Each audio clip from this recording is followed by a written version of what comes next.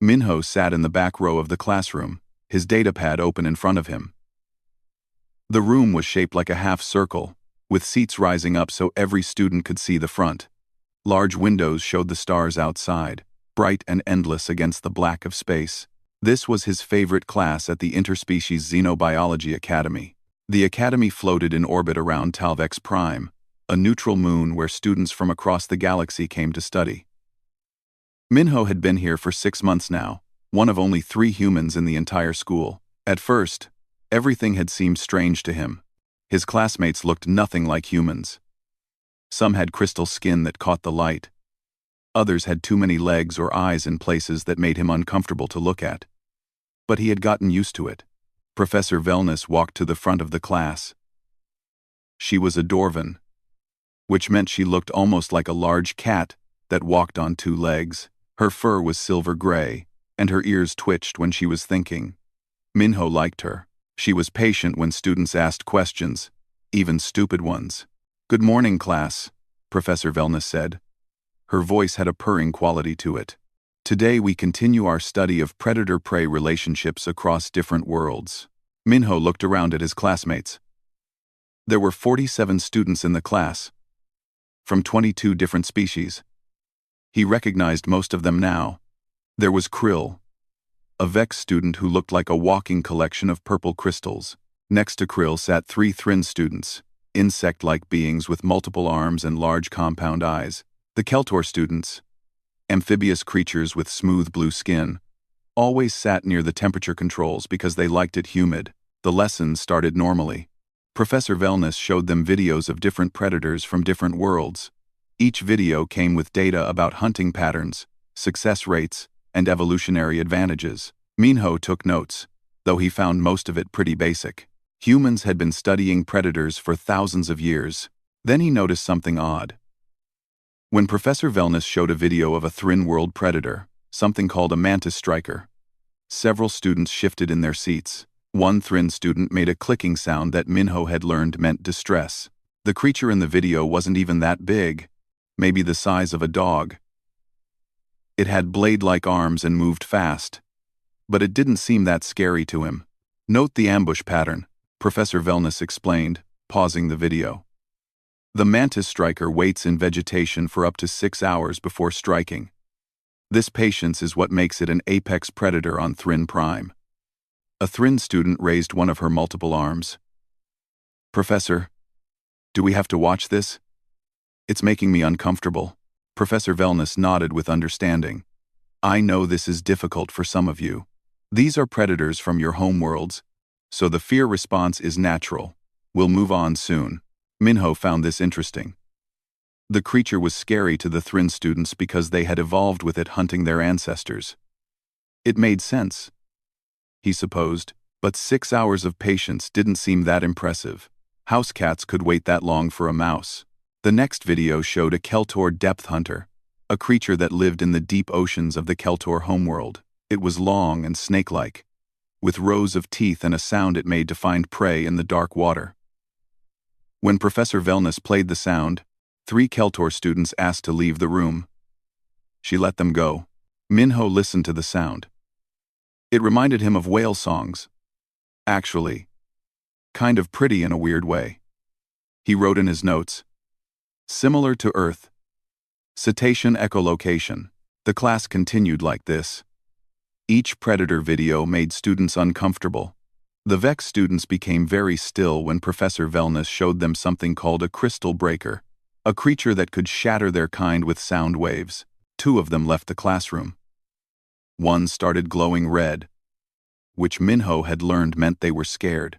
By the time the lesson was halfway through, only 30 students remained in the classroom. The others had left or asked to be excused. Minho stayed in his seat, confused by all the reactions. These predators were dangerous, sure, but everyone was acting like they were watching horror movies. During a break, a Dwarven student named Rico approached Minho. Rico had brown fur and always seemed curious about humans. "Minho, are you okay?" Rico asked, his tail swishing with concern. "You haven't left the room, like the others." "Why would I leave?" Minho asked. It's just classroom videos. Rico's ears went back. Just videos? We're watching apex predators from our homeworlds. These creatures killed our ancestors for millions of years. Don't you feel anything when you watch them? Minho thought about it. I mean, they're interesting. I can see why they're dangerous. But they're just animals doing what animals do. Rico stared at him for a long moment. I forget sometimes that humans are different. Your homework papers about Earth predators always seem so casual. Casual? Minho asked. Yes. Like you're describing weather instead of creatures that could kill you. Rico paused. Is Earth really that safe? Do you not have predators? Minho almost laughed but stopped himself. No, we have predators. Lots of them, actually. But not like these, right? Not apex predators that hunt your kind. Before Minho could answer, Professor Velness called the class back to attention. Rico returned to his seat, and Minho made a mental note to talk more about Earth predators later. He was starting to realize that maybe his homeworld was unusual. The second half of class started. Professor Velness seemed more serious now. I want to thank those of you who stayed, she said. I know this material is difficult. Understanding predators means facing our evolutionary fears. But it's important work. She touched her datapad, and the lights dimmed. For our final segment today, I'm going to play recordings. Just audio. No video. I want you to focus on your physiological responses. How does your body react to the sound of a predator? What instincts activate? Minho sat up straighter. This actually sounded interesting. These recordings are authentic, Professor Velness continued. They were taken in the wild, on various worlds. I want you to note your heart rate, your breathing, any urge to flee. These are ancient responses, coded into your genes. There's no shame in them. She played the first sound. It was the mantis striker's hunting screech, sharp and metallic. Several Thrin students activated their comfort devices, small machines that helped calm their nervous systems. Minho listened carefully. It sounded like metal scraping on metal, high-pitched and aggressive. Unpleasant, but not terrifying. The second sound was the depth hunter's echolocation pulse. It echoed through the classroom speakers, rising and falling. The remaining Keltor students gripped their desks. One started breathing rapidly. Professor Velness paused the recording and checked on them, making sure they were okay. Minho found the sound almost musical, sad, somehow, lonely. The third sound was the crystal breaker's resonance frequency. When it played, Krill stood up so fast his chair fell over. I can't, he said, his crystal body flashing red and orange. I'm sorry, Professor. I can't. It's all right. Krill, Professor Velness said gently. You can wait outside. Krill left quickly, followed by the other Vex students. Now, there were only 19 students left in the classroom. Professor Velness looked tired, sad, even. I apologize, she said. I didn't think this lesson would be so difficult. We'll stop after one more recording. She touched her datapad again. This last one is from a newly surveyed world. We don't have much information about it yet, but it's been classified as Class 9, Extreme Hazard. The creature is listed as an apex predator from a mountainous region. It hunts at night. The classroom went quiet. Everyone waited. Professor Velness played the recording. The sound filled the room. It was a scream, deep and throaty at first, then rising higher. It echoed like it was bouncing off canyon walls. It fell and rose again, a long, eerie cry that seemed to go on forever. Minho recognized it immediately, and he started laughing. The laughter came out before Minho could stop it. It wasn't a mean laugh or a loud one, just a small chuckle of recognition and relief. The sound playing through the speakers was so familiar, so normal to him, that hearing it labeled as a Class 9 extreme hazard predator was absurd. But everything happened at once. 3 students reached for their emergency transport beacons, small devices that would teleport them directly to the medical bay. One Thrin student simply fainted, collapsing across her desk. The Dorvan student named Rico jumped onto his chair, his fur standing straight up, making him look twice his normal size. Every Keltor student in the room changed color from blue to pale white. Professor Velness's paws were shaking as she tried to stop the recording. The classroom lights flickered. An alarm started blaring. The automated defense system activated, and metal panels began sliding down over the windows. Then everyone turned to look at Minho. He stopped laughing immediately when he saw their faces. Real terror. Actual panic. His smile faded. "Human Minho," Professor Velness said, her voice tight and controlled. Her ears were flat against her head, and her tail was puffed out. Every part of her body language screamed danger. "Please explain your inappropriate response to a Class 9 predator threat." Minho stood up slowly, his hands out in a calming gesture. "Professor, I'm sorry. I didn't mean to be disrespectful. I recognized the sound." "You recognized it?" Professor Velness's voice went higher. "This creature has not been cataloged. The survey team only obtained this recording 3 weeks ago. How could you possibly recognize it?" "Because it's from Earth," Minho said. "That's just a cougar. We also call them mountain lions or pumas. They live in the mountains back home." The silence that followed was heavy. Rico spoke first, still standing on his chair. "That thing is from your world?" "Rico." "Yeah," Minho said. He was starting to understand that maybe he should be more careful with his words. "They're pretty common in certain areas. My uncle lives in Colorado, and sometimes we hear them at night when we're camping." "Camping?" Professor Velness asked. "What is camping?" "It's when you sleep outside. For fun. In the wilderness." A Thrin student who had been quietly crying now made a sound that Minho's translator couldn't process. It might have been a scream. Professor Velness pressed a button on her desk. "Security to Classroom 7. Non-emergency but priority." She looked at Minho. "Please sit down. Don't move. We need to sort this out." Within minutes, 3 security officers arrived. One was a massive Keltor with equipment strapped across his chest. The other 2 were Dwarven. Both larger than Professor Velness, they looked at Minho like he was a bomb that might explode. "This is the human?" the Keltor officer asked. "Yes," Professor Velness said. "He claims the Class 9 predator recording is from his homeworld. He claims these creatures are common there." The Keltor officer's skin changed to a darker blue, which Minho had learned meant stress. "Common? Professor?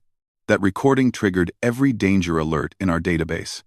The sound pattern indicates a predator capable of taking down prey 3 times its size. The acoustic analysis suggests it hunts in low-light conditions across vast territories. This is not a common creature." "On Earth it is," Minho said quietly. All 3 security officers stared at him. "How big is this cougar?" the Keltor officer asked. Minho tried to remember. "Adults are maybe 60 to 90 kilograms. About this long." He held his hands apart to show length. "They're solitary hunters. They like deer and elk, mostly." "And these deer and elk?" Professor Velness asked slowly. "Are they your species?" "What? No. They're prey animals. Herbivores." "So, there are prey animals larger than this cougar predator on your world?" "Well, yeah. Elk can be really big. Some weigh over 300 kilograms. The security officers exchanged looks. One of the Dwarven officers spoke into his communicator. "We need the Xenobiology Council.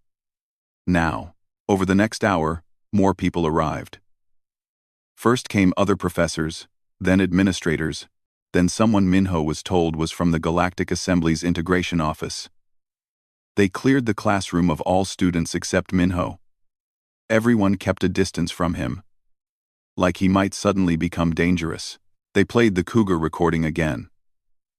And again. Each time, they watched Minho's face. "You truly feel no fear response?" asked a professor Minho didn't know.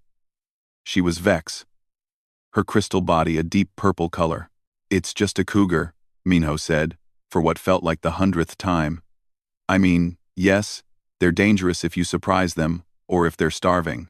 But they avoid humans mostly." We're too big and too much trouble. There are rules for what to do if you see one. Rules?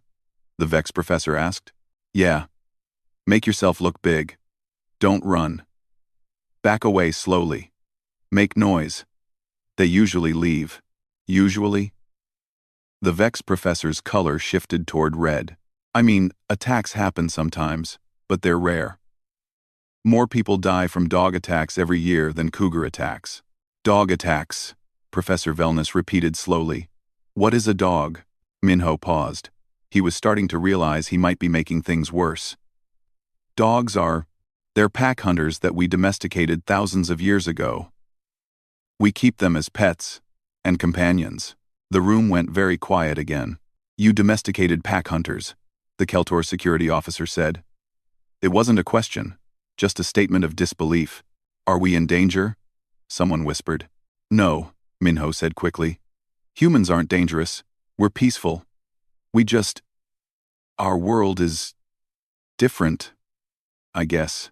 An administrator, an elderly Vex who introduced himself as Council Head Thelks, held up a datapad. We're accessing the survey data on Earth right now. This should help clarify things. He touched the screen, read something, and his crystal body flashed several colors very quickly. Oh no. What is it? Professor Velness asked. Earth is classified as Class 1-2 Death World, Thelks said quietly. One of only 4 known in the entire galaxy. Class 1-2? Minho asked. What does that mean? No one answered him. They were all reading their datapads now, scrolling through information. Minho saw their faces change as they read. Horror. Disbelief. Fear. There are creatures called bears, the Vex professor said. They can weigh over 500 kilograms. They have claws as long as fingers. And humans encounter them at recreational facilities? National parks, Minho tried to explain. We have rules for bears too. You're supposed to store food properly, and you have rules, Thelks interrupted. You teach your children rules for encountering apex predators instead of teaching them to never go where apex predators live? But they live everywhere, Minho said. I mean, not in cities mostly, but anywhere wild. You can't just avoid all wilderness. Yes, Thelks said. Yes, you can. Most civilized species live in designated safe zones. Predators are kept in preservation areas with security barriers. Marge Eilers on the Ware. Most civilized species live in designated safe zones. That sounds like a zoo, Minho said. What is a zoo? Minho decided not to answer that question. An emergency meeting was called. Minho was told to wait in the classroom with a security escort while the council met to discuss the situation. The Keltor officer who stayed with him kept his distance, always watching. Can I ask you something? The officer finally said. Sure. Is it true what the data says? That humans hunt these predators for sport? Minho thought about how to answer. Some humans do. It's regulated. There are hunting seasons and licenses. It's about population control mostly. Population control, the officer repeated. You have so many apex predators that you need to control their population? In some areas, yeah. Otherwise, they overpopulate and starve. The officer was quiet for a long time. Then he asked, what's the most dangerous predator on Earth? Minho considered this. Depends on how you measure it. Mosquitoes kill the most humans because they spread disease. But for large predators, crocodiles, maybe? Or saltwater crocodiles specifically. Possibly hippopotamus. But they're herbivores. So, maybe that doesn't count. Sharks get a lot of attention, but attacks are rare. Bears are dangerous, especially polar bears and grizzly bears. Big cats like tigers and lions. Venomous snakes kill thousands every year. The officer's skin had gone very pale. And the cougar that we heard? Honestly, Minho said. Not even in the top 20. The officer made a sound that Minho's translator said was the Keltor equivalent of whimpering. 2 hours later, Minho was taken to the council chambers. His fellow human students were there too. Yuna, a third-year student with sharp eyes and a confident manner, smiled at him when he entered. Jiho, a quiet first year who studied medicine, looked nervous. "Are we in trouble?" Jiho whispered. "I don't think so," Minho whispered back. "They just want to ask questions." But as he looked at the assembled council members, all of them watching the three humans with a mixture of fear and fascination, Minho wondered if maybe trouble was exactly what they were in. The council chambers were circular, with seats rising up in rings around a central platform. Minho, Yuna, and Jiho stood on that platform, feeling very small. 12 council members sat in the first ring, representing different species from across the academy. Behind them, another 30 or so observers filled the other seats. Word had spread fast. Council head Thelx sat in the center position. His crystal body caught the light from above, casting small rainbows across the floor. When he spoke, his voice echoed in the large space. "Humans Minho, Yuna, and Jiho," he began. "You are not in trouble. We want to make that clear, but we need to understand some things about your species and your homeworld. What happened today in the classroom has raised serious questions." Quote, Yuna stepped forward slightly. She was older than the other two and had been at the academy longer. She understood how to handle formal situations. "We're happy to answer any questions." Council head. "Good," Thelx said. He touched his datapad, and a hologram appeared in the air above them. It showed Earth, slowly rotating. Green and blue and white, beautiful. "Your world is remarkable. The data we're reviewing shows biodiversity levels we've never seen on a world with sapient life. Can you help us understand how humans developed civilization in such a dangerous environment?" Yuna glanced at Minho and Jiho. "I'm not sure I understand the question. Our environment isn't. I mean, Earth is just Earth. It's all we've ever known." A Dwarven council member leaned forward. "Let me be more specific. Your world has approximately 347% more apex predators per square kilometer than any other world with sapient species. How did your ancestors avoid extinction?" Minho spoke up. "We didn't avoid them. We learned to live with them. And around them." "Explain," Thelx said. Minho tried to organize his thoughts. "Humans evolved in Africa, alongside the predators there. Lions, leopards, hyenas, crocodiles. We weren't the strongest or fastest, so we got smart. We used tools. We worked together in groups. We learned to read animal behavior. And when that wasn't enough?" a Keltor council member asked. "We adapted," Yuna said. "We built shelters. We used fire to keep predators away. We created weapons for defense. Eventually, we spread across the whole world and learned to deal with whatever predators lived in each region." A Thrin council member made a clicking sound. "But surely, once you developed advanced civilization, you eliminated these threats? Created safe zones?" "Some areas are safer than others," Jiho said quietly. "Cities are generally safe from large predators. But we didn't eliminate them. We created parks and preserves to protect them." "Protect the predators?" the Thrin council member asked. "Not protect yourselves from the predators?" "Both," Jiho said. "Many predator species were becoming endangered. We realized they're important for the ecosystem. So we protect them." The council members talked among themselves, their voices overlapping. Minho heard words like incomprehensible, and survival paradox, and concerning. Thelx raised a hand for silence. "Let's approach this differently. I'm going to ask about specific scenarios. Please answer honestly." He touched his datapad, and the hologram changed. It now showed a large brown bear standing on its back legs. "This creature is called a bear, correct?" "Yes," all three humans said together. "According to our data, bears can weigh up to 500 kilograms. They have claws that measure up to 15 centimeters long. They can run at speeds up to 55 kilometers per hour. They are territorial and unpredictable." Thelx paused.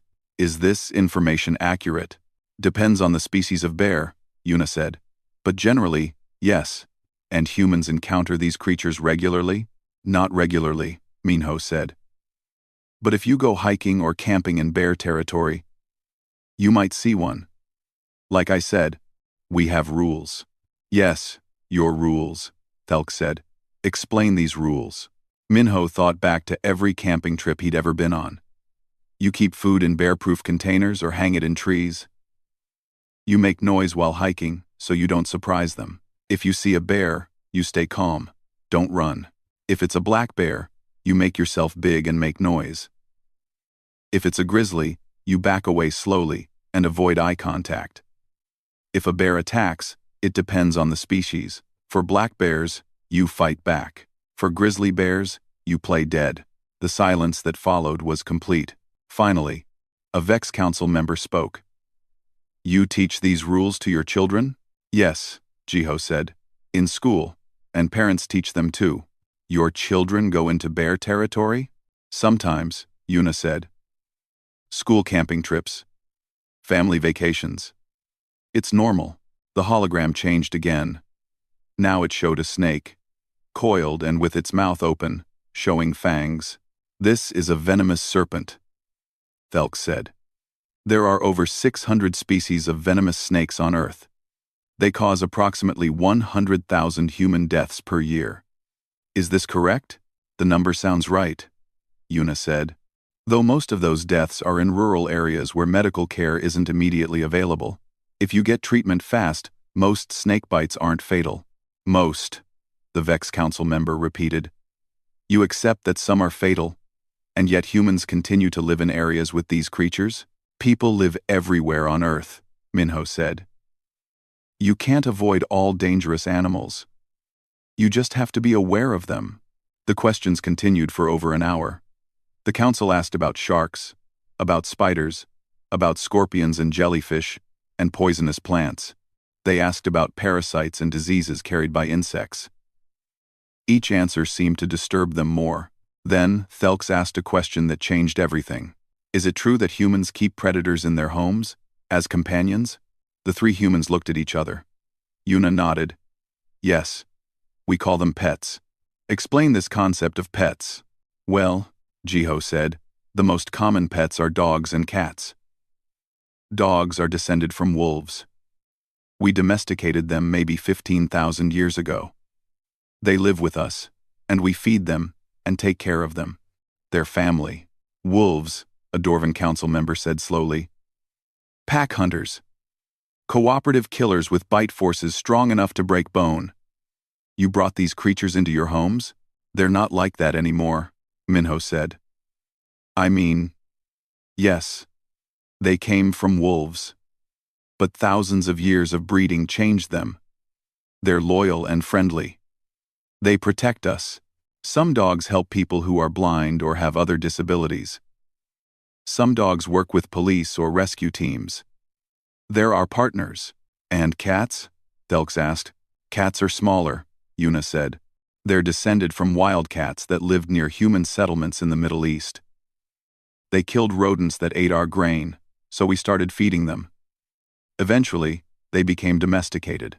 Sort of. Sort of? The Vex Council member asked. Yuna smiled. Cats are more independent than dogs. They're only partly domesticated. But people love them. They're cute and good company. Cute, Thelk said. You think predators are cute? Small ones, yes, Jiho said. Humans tend to find baby animals cute. Even baby predators. Big eyes, soft fur. It triggers a protective instinct. A Thrin Council member stood up abruptly. This is madness. These creatures live in your homes. They sleep in your beds. You let your young touch them. And you call this normal? It is normal, Minho said, a bit defensive now. For us, anyway. I had a dog growing up. Her name was Sandy. She was my best friend. The council members talked among themselves again. More urgently this time. Minho heard phrases like psychological adaptation and danger tolerance and potential security risk. Thelks held up his hand again. One more question. Then we need to deliberate. He changed the hologram one final time. Now it showed a compilation. Images of wolves and bears and big cats and crocodiles. All cycling through. Knowing what you know now, Thelk said carefully, understanding that most species in the galaxy find your world horrifying. Do you believe humans belong in the galactic community? Do you think we have reason to fear you? The three humans were quiet for a moment. Then Yuna spoke, her voice clear and steady. You should be cautious around anything you don't understand. That's just smart. But humans aren't violent or aggressive by nature. Everything we've told you about living with predators, about learning their behavior, about having rules and protocols, that's what we do. We study, we adapt, we respect what's dangerous. She's right, Minho added. Earth made us tough. Yeah, but it also made us careful. We know what real danger looks like, so we don't create it unnecessarily. We value life because we know how fragile it is. Jiho nodded. And we're here, aren't we? Learning about your worlds, your species. We're not trying to dominate or conquer. We're trying to understand and cooperate. That's what humans do. Thelks was quiet for a long moment, his crystal body shifting through different colors. Finally, he spoke. Thank you. The Council needs time to review all of this information and discuss our findings. You may return to your dormitories. We'll contact you within 3 days with our decision. Decision about what? Minho asked. About whether humans should continue their integration into galactic society, Thelk said, or whether restrictions should be placed on your species for the safety of others. The three humans left the council chambers together. No one spoke until they were back in the dormitory wing. Are they really going to ban us? Jiho asked, his voice worried. I don't think so, Yuna said. But they're scared. We need to let them process this. Minho looked out a window at the stars. Somewhere out there was Earth, full of life, and danger, and beauty. He'd never thought of his home as scary before, but seeing it through alien eyes, he was starting to understand. Maybe humans really were different. Maybe that was okay. 2 days passed while the council deliberated. During that time, Minho couldn't go anywhere without being stared at. Students whispered when he walked by. Some changed direction to avoid him. Others looked at him with a mixture of fear and fascination, like he was a dangerous animal that might suddenly attack. On the 3rd day, Professor Velness contacted all 3 humans. She wanted them to come to the Academy's holographic wildlife center. When they arrived, they found the observation deck filled with people. At least 300 students and faculty members crowded around the safety glass, all trying to get a good view. What's going on? Jiho whispered. Professor Velness approached them, her tail twitching nervously. The council has designed a practical examination. They want to observe how humans interact with predators in a controlled environment. What kind of examination? Yuna asked. A simulation, Professor Velness explained. The holographic system can recreate any environment from any known world. It's completely safe. The holograms can't actually hurt you, but they're programmed to behave exactly like the real creatures. We use it to study animal behavior. She led them to the control room. Through the large windows, they could see the simulation chamber, a massive room with gray walls and a high ceiling. Right now, it was empty. Council head Thelks was there, along with several other council members, and what looked like journalists from various news services. This was bigger than Minho had thought. Thank you for coming, Thelks said. His crystal body was a neutral blue color. We've spent 2 days analyzing Earth's ecosystem and your species' relationship with it. But data alone cannot help us understand. We need to see. See what? Minho asked. How humans actually behave when confronted with predators. Each of you will enter a simulation from a different homeworld. Yuna, you'll guide a Thrin student through their world. Jiho, you'll assist a Keltor student through theirs. And Minho, you'll go through an Earth simulation. Minho's stomach tightened. Alone? Yes. We need to see your natural responses without the influence of others. What happens if I do something wrong? The simulation will end, Professor Velness said gently. You won't be harmed. But please take this seriously. Many in the galactic community are watching. Your performance today will influence how humans are perceived. Yuna went first. The simulation chamber transformed into a dense jungle, hot and humid. A terrified Thrin student named Crix entered with her. Through the speakers, they could hear Yuna talking calmly. Okay, Crix, I know you're scared, but I need you to listen to me. See those markings on that tree? That's a Mantis Striker territory marker. We're going to move away slowly. No sudden movements. Crix was shaking, all her limbs trembling. But Yuna kept talking, kept pointing things out. She identified safe paths, showed Crix where to step, where to look. When a Mantis Striker hologram appeared, Yuna remained perfectly calm. There it is, don't run. It's watching us. But we're not acting like prey. We're too big, too aware. It's going to let us pass, and it did. The simulation ended with both of them safely out of the danger zone. The observers murmured in surprise. Jiho went next, with a Keltor student in the deep ocean simulation. Jiho talked about water pressure and visibility, and reading the movement of water. When the depth hunter appeared, Jiho identified a hiding place and led the student there, keeping them both safe until the predator passed. Then it was Minho's turn. The simulation is Earth's Appalachian Mountains, Professor Velness explained. Autumn season, late afternoon moving toward dusk. You'll be alone. Just navigate through the environment and get to the checkpoint marker. The simulation will present various encounters. Minho nodded, trying to calm his breathing. It was just a simulation. Nothing could actually hurt him. But 300 people were watching. He stepped into the chamber. The gray walls disappeared, replaced by forest. Trees with red and gold leaves surrounded him. The air felt crisp and cool. The detail was incredible. He could smell pine and earth. Somewhere, birds were singing. A holographic display appeared in his vision, showing a marker about 2 kilometers away. That was his goal. Minho started walking, following what looked like a hiking trail.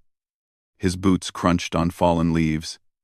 Everything felt so real, so much like home, that he felt a sudden wave of homesickness.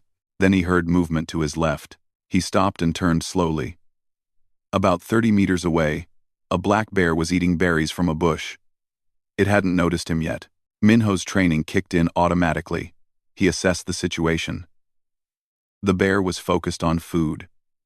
The wind was blowing toward Minho, so the bear couldn't smell him. He needed to alert the bear to his presence without startling it. Hey bear, Minho called out in a clear, calm voice. Just passing through, bear. Don't mind me. The bear's head came up.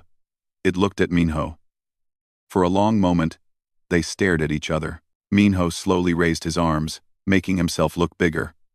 I'm leaving now, bear. You enjoy your berries. He started backing away slowly, still facing the bear, still talking in a calm voice. The bear watched him for a few more seconds, then went back to eating. In the observation deck, someone made a shocked sound. Minho continued on the trail. His heart was beating fast, but that was normal. Seeing a bear always got your adrenaline going, even when you knew what to do. The trail curved around a rocky area. As Minho walked, he noticed something on the ground ahead. He stopped several meters away and crouched down to look. A snake, thick-bodied and coiled in a sunny spot on the trail. The diamond pattern on its back and the rattle at the end of its tail were clear identifiers. Hey, buddy, Minho said softly. Just gonna go around you, okay? He stepped carefully off the trail, giving the rattlesnake plenty of space. The snake's tongue flicked out, tasting the air, but it didn't coil tighter or rattle. It was just warming itself in the sun. Minho moved past and got back on the trail. In the observation deck, a Vex student turned to Professor Velness. That creature had venom. It could have killed him. Why did he call it Buddy? Professor Velness shook her head. I don't know. Minho kept walking, The sun was getting lower in the simulation, and shadows stretched across the trail. He heard coyotes in the distance, their yipping and howling carrying through the trees. He paused to listen, automatically counting. At least 4 or 5 individuals. Not close enough to worry about, but good to know they were there. He adjusted his path slightly, angling away from where the sounds came from. Then the trail opened into a clearing, and everything changed. Across the clearing, about 40 meters away, a mountain lion sat on a rock. It was grooming itself, licking one massive paw. Then it stopped and looked directly at Minho. Minho froze. His whole body went still, but not from panic. This was different from the bear. Mountain lions were ambush predators. Running triggered their chase instinct. Looking weak triggered their attack instinct. The cougar stood up. It was huge, all muscle and power. Its tail twitched. Minho did not look away. Eye contact was important with big cats. He made himself bigger, raising his arms, standing on his toes.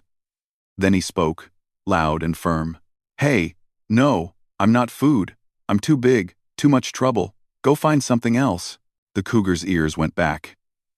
It opened its mouth and screamed. The same sound that had played in the classroom. The sound echoed across the clearing, primal and terrifying. In the observation deck, multiple students activated their panic devices. Someone screamed. A Keltor journalist started backing away from the window. But Minho didn't panic. He kept eye contact. He stayed big. He started backing away, moving slowly toward the trees at the edge of the clearing. "That's right," he said, his voice steady despite his racing heart. "I'm leaving. You don't want this fight. Too much trouble for you." The cougar watched him. It took one step forward. Minho stopped. "No, bad idea. Go away." He grabbed a stick from the ground and threw it, not at the cougar but near it. The stick clattered on the rocks. The cougar's ears flattened more. It hissed. They stared at each other for what felt like forever but was probably only 30 seconds. Then the cougar turned and leaped off the rock, disappearing into the forest with incredible speed. Minho let out a long breath. His hands were shaking slightly, but he was okay. He'd done everything right. He continued to the checkpoint, and the simulation ended. The forest faded away, replaced by gray walls. When Minho stepped out of the chamber, the observation deck was completely silent. 300 beings stared at him through the glass. Some looked terrified. Some looked amazed. Some looked like they were reevaluating everything they thought they knew. Professor Wellness met him at the door. "Minho," she said quietly, "you weren't just surviving in there. You were comfortable. I mean, not comfortable exactly," Minho said. "My heart was racing. But I knew what to do." "It's just training. Just training," Professor Wellness repeated. She looked at Thelks, who had joined them. "Did you see?" He communicated with them. He read their behavior. He knew which ones to make noise at, and which ones to stay quiet near. He knew when to back away, and when to stand his ground. Thelk's crystal body was cycling through colors rapidly. I saw a human face 4 different apex predators in 20 minutes, and survive all of them, using only knowledge and confidence. "That's what humans do," Yuna said, joining them with Jiho. "We don't just survive our world. We understand it." Council head Thelks was quiet for a long moment. Then he said, "I need to convene the full Galactic Assembly. This is bigger than the Academy now." "Are we in trouble?" Jiho asked again. "No," Thelks said. "But the galaxy needs to decide what to do with a species that finds Class 9 predators unremarkable." Through the observation window, Minho could see students and faculty talking urgently, gesturing at the chamber where the simulation had taken place. Some were already uploading recordings to the Galactic Network. This was going to spread everywhere. Minho looked at his hands. They'd stopped shaking. He'd faced down a mountain lion, even if it was holographic, and he'd done exactly what his dad had taught him on camping trips years ago. He just hoped the galaxy would understand that strength and caution weren't the same thing as aggression. He hoped they'd give humans a chance to prove they belonged here. The Galactic Assembly Hall was enormous, easily 10 times larger than the council chambers at the Academy. Minho stood on the central platform with Yuna and Jiho, looking up at hundreds of representatives from 47 different species.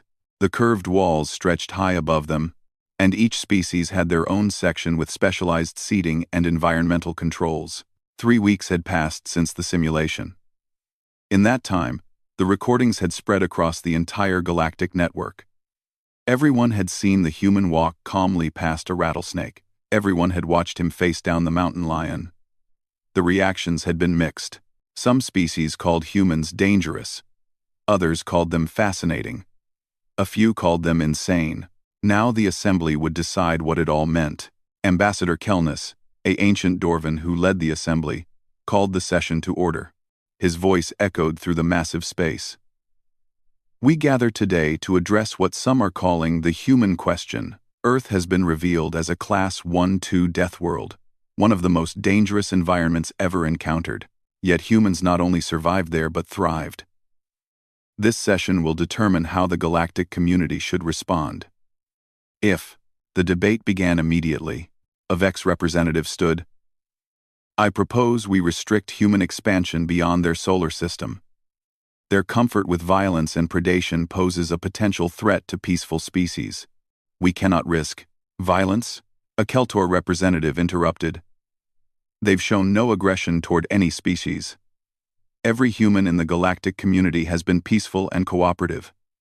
We cannot judge them for their homeworld. A Thrin representative joined in. But their psychological framework is fundamentally different from ours. They teach their children to confront predators instead of avoiding them. They keep predators as companions in their homes. How can we trust such thinking? Because that thinking has never been turned against us, a Dorvan representative argued. Humans have been part of the galactic community for 2 years now. In that time, there has not been a single incident of aggression from any human. They are cautious, respectful, and aware of danger. These are valuable traits. The arguments went back and forth for over an hour. Minho listened to species he'd never heard of debate his people's future. It felt surreal. Finally, Ambassador Kelness raised his paw for silence. The humans are here. Let them speak for themselves. Minho, you were at the center of the initial incident. Tell us, why did you laugh? Minho stepped forward. Every eye in the chamber focused on him. He took a breath and tried to speak clearly. I laughed because I was relieved, he said. When Professor Velness said we were about to hear a Class 9 predator, I got nervous. I was imagining something terrible, something beyond anything I'd seen. Then the recording played, and it was just a cougar, something familiar, something I understood. The relief made me laugh.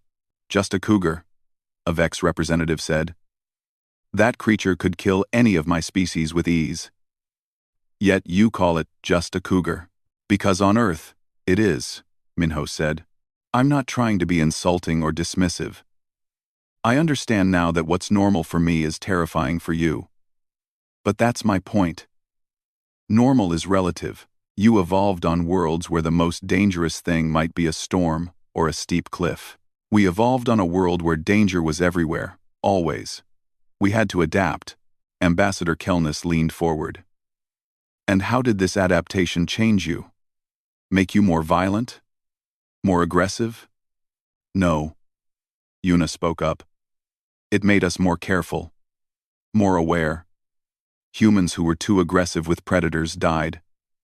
Humans who panicked and ran died. Humans who couldn't read danger signs died. The ones who survived were the ones who could stay calm, assess situations, and respond appropriately. She's right, Jiho added. Earth didn't make us into predators. It made us into survivors. There's a difference. A new voice joined the debate. It came from a section Minho hadn't noticed before, where several military representatives sat. A Keltor admiral stood. I've reviewed the simulation recordings multiple times. The human demonstrated tactical awareness, threat assessment, and appropriate response scaling. These are advanced skills that we spend years teaching our officers. yet he performed them naturally, instinctively. Because we have to learn them as children, Minho said. It's not military training. It's just life. Exactly my point, the Admiral said. Imagine what humans could contribute to exploration teams or survey missions. They could navigate dangerous environments that are currently too risky for other species. A Thrin representative stood angrily. Are you suggesting we employ them as expendable scouts? That's using their trauma for our benefit. No, the Admiral said firmly. I'm suggesting we recognize their unique capabilities and let them use those skills voluntarily. There are dozens of worlds we've classified as too dangerous to properly survey. Worlds with valuable resources or scientific interest. But the risk to survey teams is too high. Humans might change that. The debate shifted. Now, instead of arguing about restrictions, representatives were discussing opportunities. Mining operations on volcanic worlds. Research stations in predator-rich ecosystems. Rescue missions in hazardous environments. Minho glanced at Yuna and Jiho. This was going in a direction he hadn't expected. Ambassador Kelness called for order again. Before we discuss employment opportunities, we must address the fundamental question. Council Head Thelks? You've spent the most time studying this matter. What is your recommendation? Thelks stood in the Vex section, his crystal body a calm purple.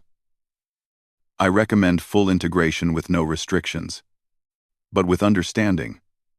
Humans are different from us, yes. Their worlds shaped them in ways our worlds did not shape us. But different is not dangerous. In 3 weeks of intensive study, I have learned something important about humans. He paused, and the chamber went quiet. They respect life because they understand how fragile it is. They are careful with power because they know what real danger looks like. They teach their children to face fears, not to be brave, but to be smart. Every story we've heard about humans and predators has the same lesson. Understand the danger, respect it, and respond appropriately. These are not the values of an aggressive species. These are the values of a wise one. But their comfort with violence, a Vex representative started, is not violence, Thelks interrupted. It is competence in the face of danger. There is a vast difference. A doctor is comfortable with blood and injury, but that doesn't make them violent. It makes them capable of helping when others cannot. Humans are the same with danger.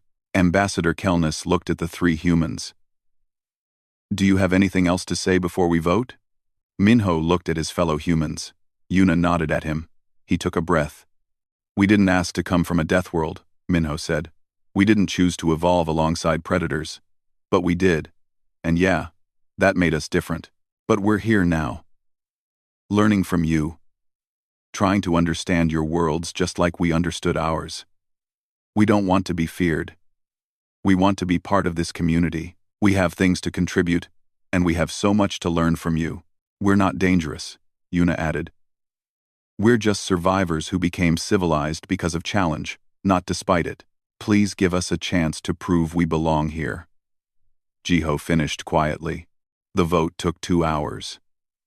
Representatives debated in their sections, consulted with their homeworlds, reviewed data one more time. Finally, Ambassador Kelness announced the decision, by a vote of 39-8, with 7 abstentions. The Galactic Assembly has decided. Humans will continue their full integration into galactic society without restrictions. Furthermore, we propose 3 new initiatives. He read from his datapad. First, Earth will be established as a primary training facility for survival specialists and hazardous environment operations. Second, a new academic program called Death World Studies will be created, with human instructors teaching other species about dangerous ecosystems. Third, humans will be invited to join exploration and survey teams for high-risk worlds on a voluntary basis. Minho felt Yuna grab his hand. Jiho was grinning. Additionally, Ambassador Kelness continued, the Academy will expand its Earth biology program and establish an Earth cultural exchange initiative. The galaxy has much to learn from humanity, and humanity has much to teach. The chamber erupted in discussion. Some species were celebrating. Others still looked worried. But it was done. Humans had been accepted. 6 months later, Minho stood in front of Professor Wellness's classroom. It was packed, with twice as many students as before. Word had spread that the human would be co-teaching today. "Good morning," Minho said. "Today we're going to observe some Earth predators. But first, I want to explain something about fear." He touched the control panel, and a hologram of a wolf appeared. This is a gray wolf. Apex predator. Pack hunter. Incredible coordination and intelligence. For thousands of years, they hunted our ancestors. He paused. About 15,000 years ago, we made them our partners. We didn't conquer them. We didn't force them. We found common ground. We both hunted. We both lived in family groups. We both cared for our young. So we worked together. The hologram changed to show a domestic dog, tail wagging, playing with a human child. Now we call them dogs, and they're part of our families. This is what I want you to understand. Fear is natural. Caution is smart. But understanding is better than fear. When you understand something, you can work with it instead of just being afraid of it. A Thrin student raised her hand. But wolves still exist in the wild, right? Real wolves, not dogs? Yes, Minho said. We protect them. Because we learned that predators aren't evil. They're just doing what they evolved to do. And ecosystems need them, even though they're dangerous? Especially because they're dangerous, Minho said. Danger is part of nature. Removing all danger doesn't make something safe. It makes it incomplete. Professor Wellness joined him at the front. Minho received a message this morning. He's been offered a position with the Galactic Survey Corps. They're assembling the first mixed species team to explore the Kresh sector. The students made impressed sounds. The Kresh sector was famous for having 3 Class 1-0 worlds and 1 suspected Class 1-1. Are you going to accept? Rico asked from the front row. Minho smiled. I am, but I'll finish this semester first. I have too much to learn still. That evening, Minho sat in his dormitory room, looking at the message from the Survey Corps. His datapad also showed messages from his family back on Earth. They were proud but worried, the way families always are. He thought about the Cougar recording that had started everything. That scream echoing through the classroom, terrifying everyone except him. At the time, he hadn't understood why it was such a big deal. Now he did. Now he understood that the galaxy was full of species who had never needed to learn what he knew. They'd grown up on gentle worlds where the biggest dangers were accidents and natural disasters, not predators lurking in the shadows. But they were learning. And humans were teaching them. Not how to be dangerous, but how to navigate danger. How to stay calm when things got scary. How to respect threats without being controlled by fear. The irony wasn't lost on him. Earth, the death world that everyone feared, was teaching the galaxy about survival. And survival, as it turned out, wasn't about being the strongest or the most aggressive. It was about being smart enough to know when to fight, when to run, and when to find another way. It was about understanding that everything dangerous wasn't automatically evil, and everything scary wasn't automatically an enemy. It was about learning to live with fear instead of letting fear control how you lived. Minho looked out his window at the stars. Somewhere out there, in the Kresh sector, were worlds that would make Earth look tame. Worlds with dangers no human had ever encountered. And he was going to explore them, alongside species who were just as scared as he was. But they would learn together. They would face those dangers together. And maybe, eventually, the galaxy would understand what Earth had taught humanity thousands of years ago. The scariest places could teach you to be brave, careful, and kind all at once.